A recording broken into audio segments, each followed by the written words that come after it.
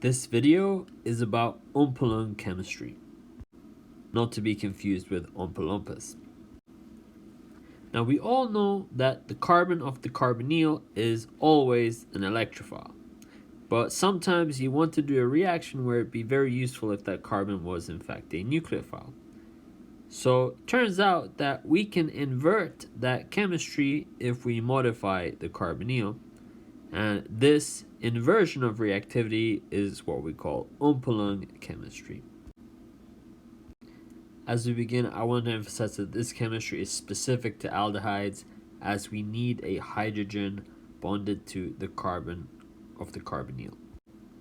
We react the aldehyde with a dithiol to protect it, to form this cyclic structure, which we can then deprotonate with a strong base such as BuLi to form an anion. This anion can now act as a nucleophile, and once we've formed a carbon-carbon bond, we can then deprotect it to yield us our ketone product. We can say that the disulfide anion that we form is a synthon of this carbanion. Now here are some practice problems for you. Pause now, and here are the answers.